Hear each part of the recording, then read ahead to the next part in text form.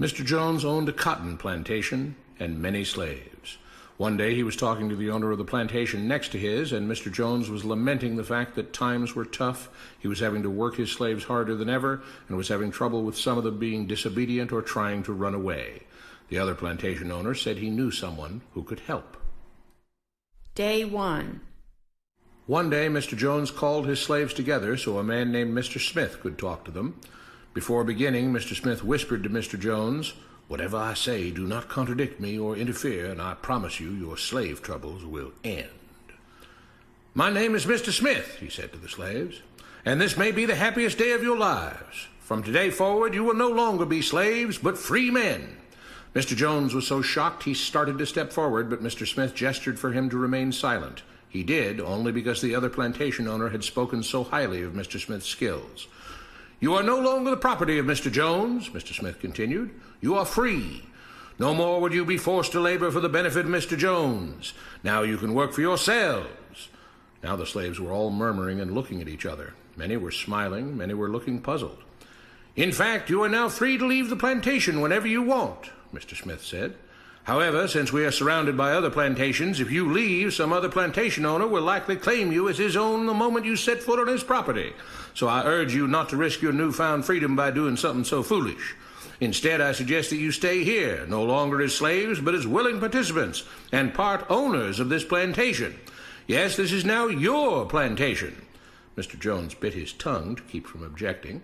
"For now, we might as well leave Mr. Jones in charge," said Mr. Smith, "since he is the only one with any experience at running a plantation, which is quite a complicated thing to manage. But he will no longer be your master, but just another worker on the plantation.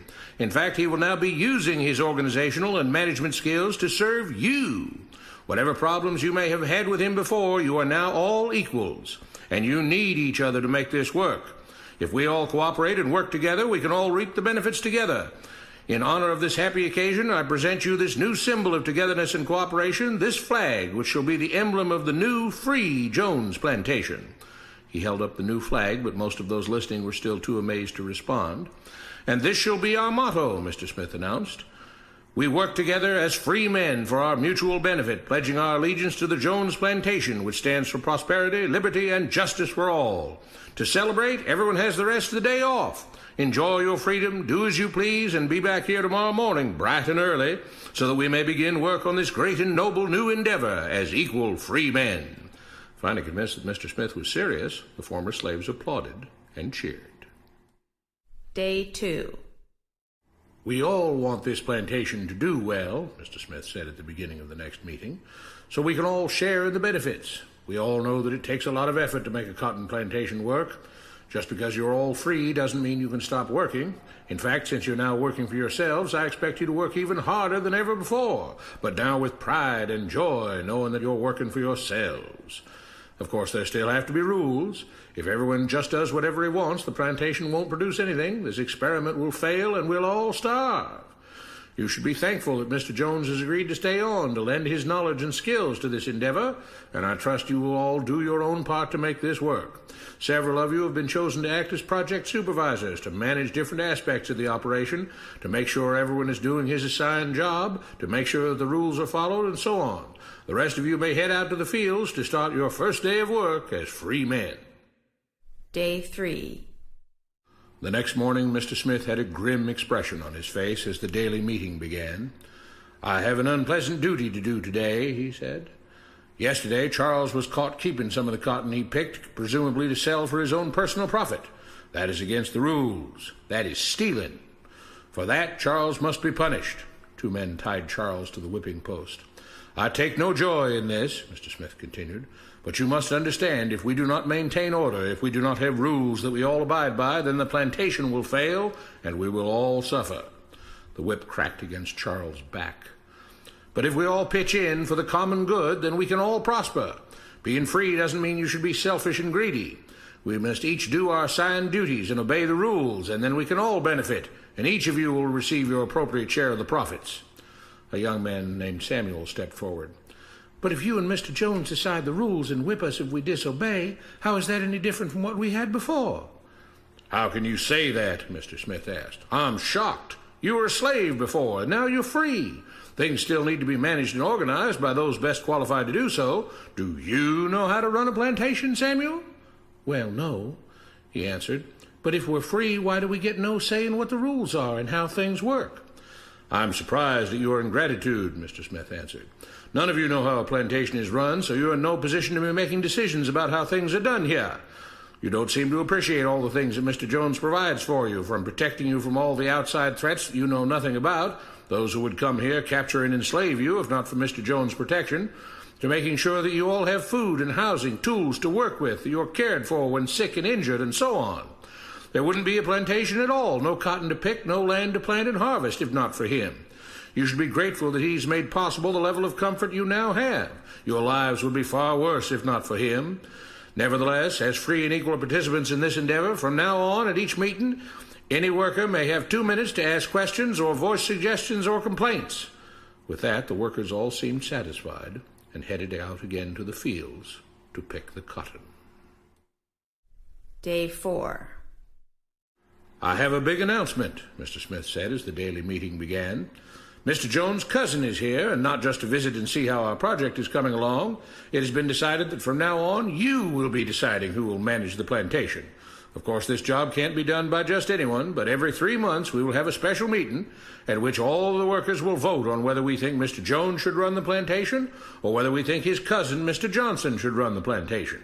That means that ultimately you are in charge because you will be deciding which man you want running things on your behalf. If you don't like the way things are being managed, you now have the power to change it." Amazed and pleased, the workers headed out again to the fields to pick the cotton. Days passed, months passed, a year passed, and the plantation continued to operate as before. Sometimes Mr. Jones was in charge, sometimes Mr. Johnson was in charge, but the day-to-day routine stayed exactly the same. The workers worked hard, long hours every day, and still had little to show for it.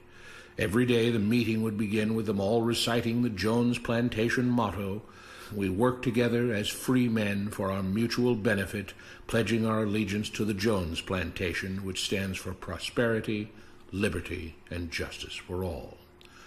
One day Mr. Smith announced, "Samuel is asked to say a few words this morning, and whatever the rest of us may think of his ideas and opinions, we are all free here, and that means we are all allowed to speak our minds.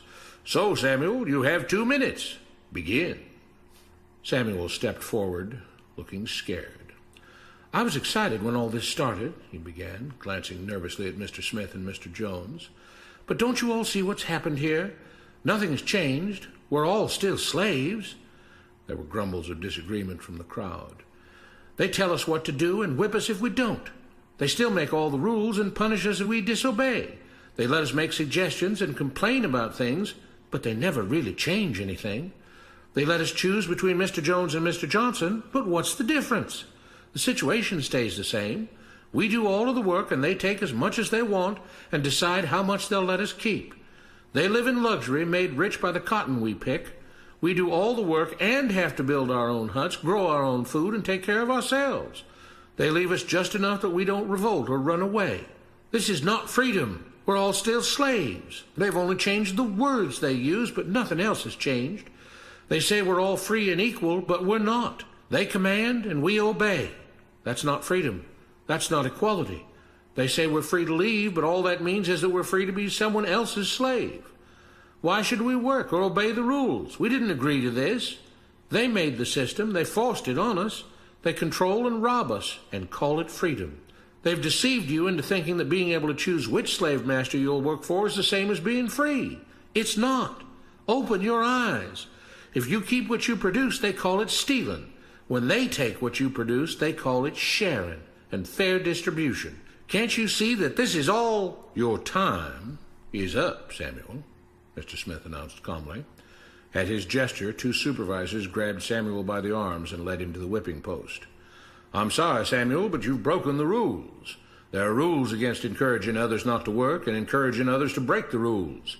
You're only hurting all of us with your discontentment and your complaining and your disobedience." The whip fell, and Samuel let out a grunt.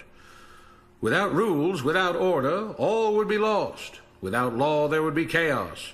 We can't just behave as wild animals, each doing whatever he pleases.